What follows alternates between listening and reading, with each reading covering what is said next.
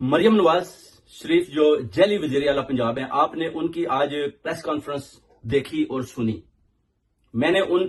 کی پارٹی کے ساتھ دیکھے کتنے سالوں کام کیا جب میں ان کا ترجمان تھا۔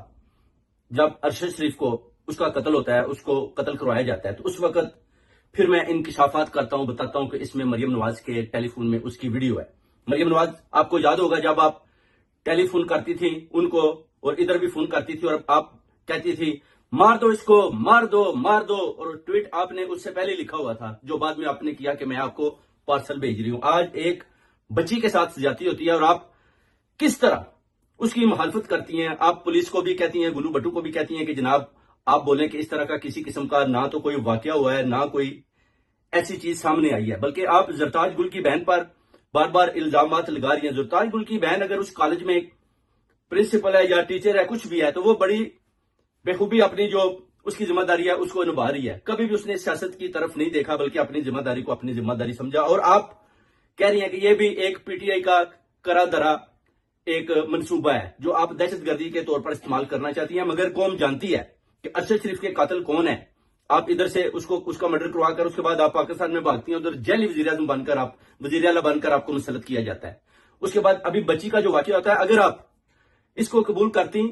اور بڑی جرت مندی کے ساتھ اس کا مقابلہ کرتی اور ان مجرمان کو جن کو آپ تحفظ فراہم کرنے کی کوشش کر رہی ہیں ان کو گرفتار کرواتی اور قوم کو بتاتی کہ جناب دیکھیں انہوں نے اس بچی کے ساتھ ظلم اور زیادتی کی اور میں نے ان کی گرفتاری لازم کی، مگر آپ ان کو ڈیفینڈ کر رہی ہیں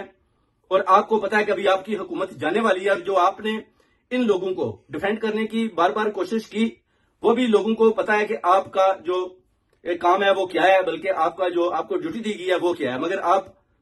اپنی ڈیوٹی کو صحیح طریقے کے ساتھ نہیں نبھا رہی، بلکہ آپ بار بار ان الزامات کو پی ٹی آئی والے لوگوں پر لگا کر اس بچی کے واقعے کو مولڈ کر کے کسی اور طرف لے کر جانا چاہتی ہیں۔ مگر اوورسیز کمیونٹی اور سید تسنیم حیدر یہ جانتا ہے اور پوری قوم بھی یہ بات مانتی ہے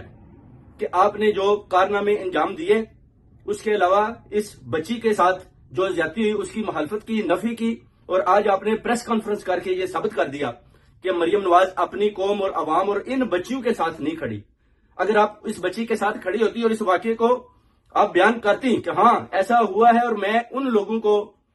ان کے انجامات پر پہنچاؤں گی، تو پھر لوگوں نے آپ کا ساتھ دینا تھا۔ مگر آج آپ نے اپنے آپ کو نیچے گرایا اور کسی کی بچی کو اس طرح اس کی جو آپ نے اس کے ساتھ زیادتی کی، اس کے ساتھ جو زیادتی ہوئی اس کی نفی کی، اور پولیس اور ان لوگوں کو پروٹیکٹ کیا جو کرمنلز ہیں، اور آپ کرمنلز کی نانی ہو، اسی لیے آپ کو بار بار پیغام دیتے ہیں کہ آپ اس کرسی کے لائق نہیں ہیں۔ جنرل اسم منیر نے آئی تھنکس کہ ان کی یہ چوائس غلط ہے، میں بار بار کہتا ہوں، اور آپ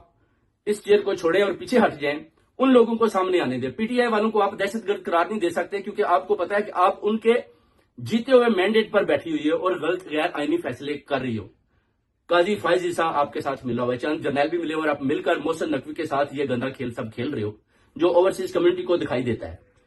ابھی آپ دیکھنا ہے کہ آپ جناب اور کتنی دیر تک حکومت کرتی ہو، اور اوورسیز کمیونٹی اور پی ٹی آئی کے جتنے بھی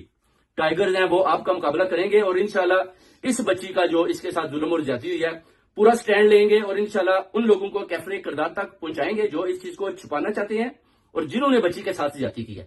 کسی صورت بھی ان کو معاف نہیں کیا جائے گا۔